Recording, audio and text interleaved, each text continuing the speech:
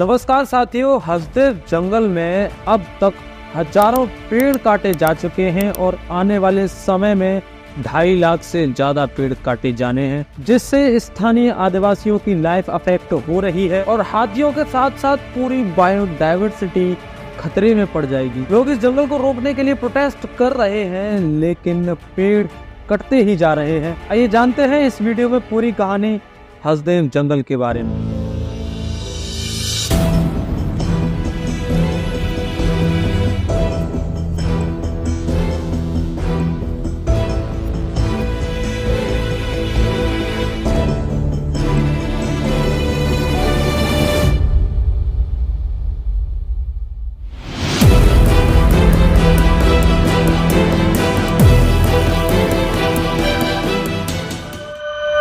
हम अपने स्कूल में बचपन से पढ़ते आ रहे हैं कि जंगलों की कटाई से पर्यावरण पर क्या प्रभाव पड़ता है, इस वायुमंडल पर क्या प्रभाव पड़ता है। और ऐसे समय में, बढ़ते पॉल्यूशन के समय में जब जंगलों की कटाई होगी तो इससे भयानक संकट आने वाला है। ये हसदेव अरण्य जंगल छत्तीसगढ़ के 1,70,000 हेक्टेयर क्षेत्र में फैला है। ये जंगल कई तरह के जीव जंतुओं का घर है और यहाँ कई तरह की आदिवासी कम्युनिटीज भी रहती हैं। कह सकते हैं कि ये जंगल 10,000 लोगों का घर भी है, जिनमें गोंड जैसी ट्राइब्स भी शामिल हैं। वाइल्ड लाइफ इंस्टीट्यूशन के मुताबिक इन लोकल कम्युनिटीज की 60 से 70% सालाना इनकम इसी जंगल के नेचुरल रिसोर्सेज से आती है। दोस्तों, हसदेव अरण्य एक बहुत बड़ा कोयला क्षेत्र भी है, जिसमें 1.369 बिलियन टन कोयला मौजूद है और अनुमान है कि 5.179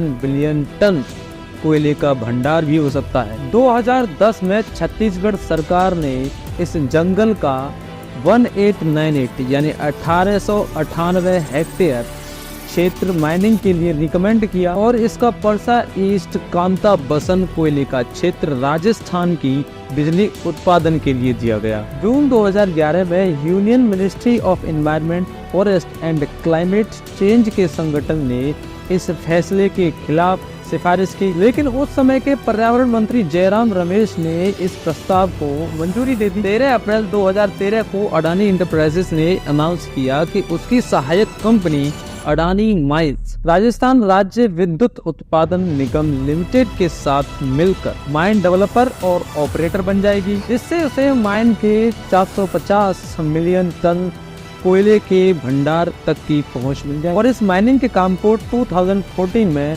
एनजीटी यानी कि नेशनल ग्रीन ट्रिब्यूनल के द्वारा सस्पेंड कर दिया गया और इस आदेश पर सुप्रीम कोर्ट ने रोक लगा दी और मामला पेंडिंग में डाल दिया गया। लेकिन छत्तीसगढ़ सरकार ने 22 मार्च 2022 को पीईकेबी के कोयल फील्ड के फेज 2 की एक्सपेंशन की मंजूरी दे दी। देखिए, माइनिंग को 2 फेजेस में बांटा गया था, जिसमें पहले फेज में 762 हेक्टेयर की माइनिंग की जानी थी और दूसरे फेज में 1136 हेक्टेयर की माइनिंग की जानी थी। अब फेज 2 के इस माइन प्रोजेक्ट में 2,43,000 पेड़ों को काटने की जरूरत पड़ी और इस वजह से स्थानीय लोगों ने बड़े पैमाने पर विरोध प्रदर्शन शुरू कर दिया और स्थानीय पुलिस ने भी पेड़ों की कटाई को रोकने का प्रयास किया। फेज 2 के माइनिंग एक्सपेंशन के खिलाफ लोगों का विरोध बढ़ता ही जा रहा था। लोग 300 किलोमीटर लंबी रैलीज निकाल रहे थे। चिपको आंदोलन की तरह लोग